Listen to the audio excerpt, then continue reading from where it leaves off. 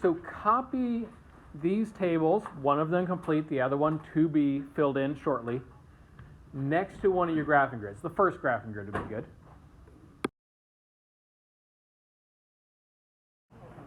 All right, so that first table, is just basically a random selection of numbers and points here. But they're points that are part of some function that we don't know the equation for, which is ideal here. I don't want you focusing on an equation for this first one. Instead, we're taking a look at just points and how do they come up when we start looking at something that looks like this. Take a look at this notation here. This is basically the center of what we're doing today. It looks like f to the power of -1 of x. It doesn't actually mean f to the power of -1 though. This particular notation actually means the inverse of the function. And so that's what today is going to be all about. Today's going to be all about the inverse of any relation, including our functions. We need to write that down. All right, so this is our general f of x. And what we're going to be doing is we're going to be completing the table next to it, which is the inverse of f of x. And yes, that's how we read that f to the power of -1 of x. You don't read it as f to the power of -1. You read it as inverse of f of x. All right. Now, the great thing about inverses is that the basic foundational piece of what an inverse is actually very, very simple.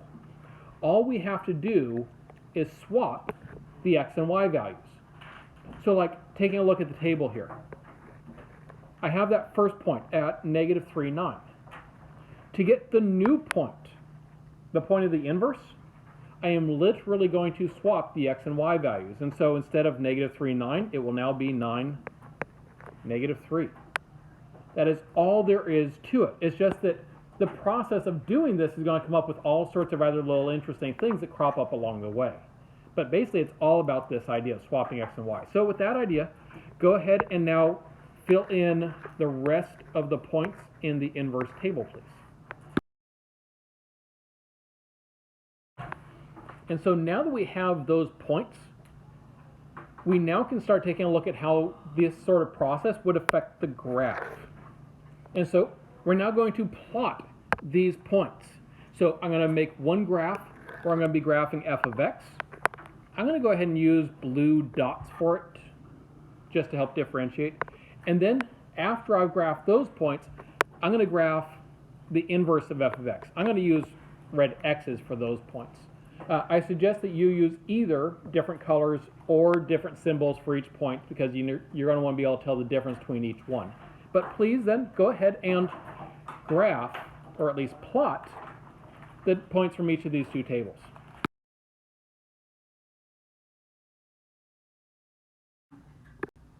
So as you're plotting those, this is what the first one looked like, for instance.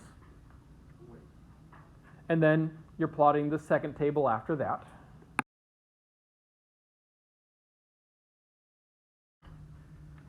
All right, and then when I plot the points from the inverse, this is what I get. Now, really, all we have is a set of points here. We don't actually know that this should be connected with a curve or anything like that because we don't have an equation that's giving it. But just to help us visualize it, let's go ahead and assume that there would be a curve going between those. And if we drew that in, this is what we'd be looking at. And I'm drawing it in mostly just to help us visualize because we graphed the original set of points and then the inverse. And as it so happens, as you're going to be seeing today, there's a whole set of rules that govern inverses. All I have to do is swap x and y, and then certain things start happening. Now, if I was taking a look at this original graph in blue here, what would I do to that graph in order to turn it into the graph in red? Yes, it does seem to be a reflection. Yeah. What are we flipping it across? Well, yeah, it looks like maybe across both axes, but if we do that, then it actually starts looking a little bit weird. It can be a little bit tricky to have to do two at once at least. Well, what if we flipped it right across that? I heard some of you talking about that line. Yep. Really, if I reflected across that line, I would get my inverse. And so this gives us our first little clue about what happens when we just swap x and y. When we just swap x and y, it reflects the entire graph across this line, which happens to be the line y equals x. Okay? By the way, if you remember some transformations you did way back when, geometry, you might actually remember some of this having come up in geometry as well, because there's actually a way that you could reflect something over the line y equals x in geometry, and that was by swapping the x and y coordinates. So again, just throwing your brain back a little bit to something you've seen before. Now there's going to be lots of other information that we dig into at this, but before we do that, I want you to have a chance to formalize what we've actually done so far. So we found the inverse of a graph and inverse of a table. Please add these into your notes.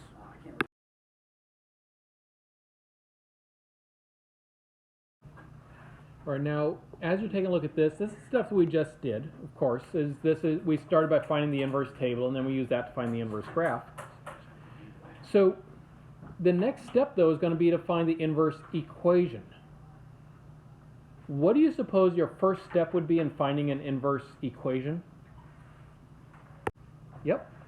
Notice, when we were doing an inverse table, step 1, swap x and y. When we did an inverse graph, step 1, swap the x and y. When we're going to find an inverse equation, first step, swap the x and the y. And so this is going to be where we're headed next. But go ahead and add this into your notes so that we complete the overall picture there.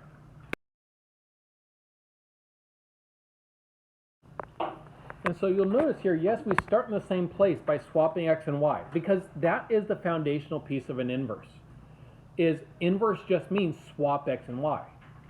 It's just that when we're trying to find the inverse equation, we don't want to leave it in terms of like x equals or something like that. So in that kind of a case, after we swap the x and the y, we then solve the equation for y. So that we put it back into a y equals form. Otherwise, same idea, swap x and y. We're going to go ahead and apply that first with this one. Actually, I say first, but it's also going to be last. We're basically going to be working through this equation as our last example today. Please write down this equation, then we're going to find that inverse together here. All right, so step 1 of finding the inverse is swap x and y. Do we have a problem, though? You don't have a y. There is no y, right? And yet, even though there's not a y written there, there kind of is a y, right? What is playing the role of y here? Yep, the f of x. And so a great way to start this problem, just rewrite it with the y in there, because it tends to be a little bit more comfortable. That way, we then know what to do first, which is, of course, to swap x and y. Now, when we swap x and y, we are literally swapping x and y. All of the operations, all of the numbers, everything else stays exactly the same place. So on the left side, it's no longer going to be a y, it's going to be an x. And on the right side, instead of x squared, it is y squared. A lot of people, when they first see these, they kind of want to make the squared move with it. But again, you aren't moving the operations, you're only moving the x and the y, just the letter swap. Nothing else changed about it. Now, while this technically is the inverse equation, it's not where we want to stop. We actually need to go ahead and solve this to be y equals. Which, seeing as how you've had a week away from math, probably got a little rusty on things, so let's jog our memory again. What should we do first if we're going to try to solve this equation for y? Get y by itself. Yep. That's getting y by itself. So yes, I want to get rid of the addition and subtraction first. So yes, subtract the 1 from both sides, please. And so if I subtract that 1 from both sides, I now have x minus 1 equals y squared. All right, next up, we got to get rid of the squared. And so, of course, as we learned back when we did quadratics months ago, in order to undo the squared, you take the square root. So take the square root of both sides now. All right, so if I take the square root of both sides, I might have written something like this, but there's something kind of wrong about it. I mean, it's kind of right, but it's also kind of wrong. Well, when we take the square root of both sides of an equation, what do we need to remember to include? The dose. Plus or minus, right? Yep, plus or minus. All right, so this is actually now pretty good. It's just that my original problem wasn't written with the y equals. The original was written as f of x equals. So I really want to take this one and put it back into that function notation form. Again, do you remember, how do we write the inverse of f of x?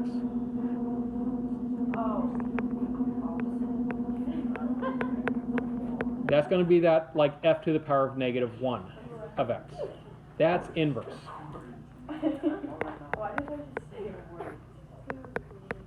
And so then this would be our final answer.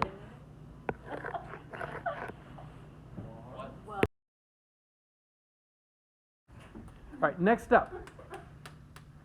We are now going to take a look at the graph of this one and its inverse as well, seeing some of the little things that come up along the way with this one. So we are going to be graphing both of these on the same set of axes, so this is why you set up a second graphing grid. And please start by going ahead and graphing the original f of x equals x squared plus 1. All right, so when graphing that f of x equals x squared plus 1, the first thing we got to do is we got to know what's the plus 1 do. Which way does this plus 1 move our graph? Well, notice it's not in parentheses with x, it's hanging on the end. That means it's going to be up and down. And plus goes up. And so we're going to be putting our first point up 1. And from there, we need to know what shape it is. It is x squared. What is the shape of an x squared graph? Yep, that's that parabola shape, the U shape. And so then you're going to be going over 1 up 1 on both sides, over 2 up 4 on both sides, and then over 3 and up 9 on both sides to be able to get those points. And then, of course, draw the curve that goes through it. And once you've done that, then turn your attention to our inverse. We are also going to be graphing that on the same set of axes, so go ahead and please make that graph. All right, so for the second graph, some people end up getting thrown off now by the plus or minus. Well, what if that plus or minus weren't there? Let's ignore that for the moment then. How would I graph that? Well, notice we got a minus 1 on the inside. Which way is that going to move it? Up, down, left, or right? Yep, that one's going to move it to the right.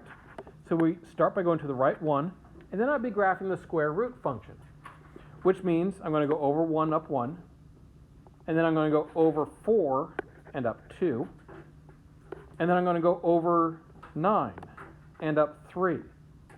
And of course, we've gotten to know that pattern over the last few months, and in fact, it's a similar pattern, right? You may recall that the pattern about how you got your quadratic points is very similar to the square root points, right? The only difference is that, like, instead of going over 3 up 9, we go over 9 and up 3. It's the same numbers. It's like we've swapped the x and y directions, right? Hence inverse. Again, we're swapping the x and y's. But of course, I get this graph by ignoring the plus or minus out front. I still do have to deal, though, with that plus or minus. Well, what that plus or minus really does is it tells you that you're going to be making two separate graphs. You're going to be graphing the square root of x minus 1, and you're going to be graphing the negative square root of x minus 1. Well, the negative, remember, reflects it across the x-axis. That is, it's going to give you something like this. Go ahead and plot those points now to go ahead and finish out the whole plus or minus square root, please. And when we do so, we basically end up with the same thing that we did on the top, just now also on the bottom. We've now graphed the inverse of the equation as well. And here you can really start to see some of that other stuff going on with the inverses. Like, first of all, you notice that the original and the inverse are the exact same shape. The only difference is that it's in a different location and pointing a different direction. But it's still the same curve. And that will always be the case. It should always be exactly the same between the original and the inverse. But what did change, of course, is kind of where it is and which way it's pointing. I want to kind of help you visualize exactly what is happening here. And so I'm going to go ahead and I'm going to just draw some lines between the individual points. For instance, like this point that was over 3 and up 9, that became, with the inverse, the point that was over 9 and up 3. Okay, so those were connected. If I did that for all of them, this is where all those connections would be. What do you notice about all those connecting lines? So notice all of those lines are going the same direction. They're parallel, which means they're all crossing the same line. They're all crossing the same line of reflection here. Specifically, this line, which is the line that we mentioned earlier, right? Do you remember what the equation is of that line? Yep. Notice it is a line, so we can think y equals mx plus b. The slope is 1, so that would be like y equals x. The y-intercept is 0, so it's just y equals x. And that was true of our first one, and it was true of this one, and it's going to be true of every original and its inverse. The original and the inverse will always be reflected across the line y equals x. All right, so the last thing, we want to take a look at a few other little details here, and this will round out our picture about inverses in general. So first question, are both of these functions? Yeah. Well, let's check. Let's start with the original. Remember that we can check to see if it's a function by seeing if for any given input there's more than one output. So like in this case, there's only one output there. Or if I check here, there's only one. If I check here, there's only one, because I'm only checking the blue graph again, remember? And so, yes, that is a function. The second graph, the inverse. Is the inverse a function? No. Well, notice if I check there, I'm hitting the graph at 2 points. That vertical line test is telling us that the second one is not a function. And so, are they both functions? No. The first one is, but the second one isn't. Okay, next step. Domain and range of the original. So, for the original f of x, what is the domain of that graph? So, yes, the domain here is all real numbers. Although, if you're like me, you're probably getting tired of writing out all real numbers all the time, right? Yeah, right. So, I'm going to go ahead and give you a little bit of shorthand finally. You could also do that. Let's get a little bit more specific. That is this. It is basically an R with an extra vertical line on it. Notice we do connect it at the top. We don't connect it extra in the middle.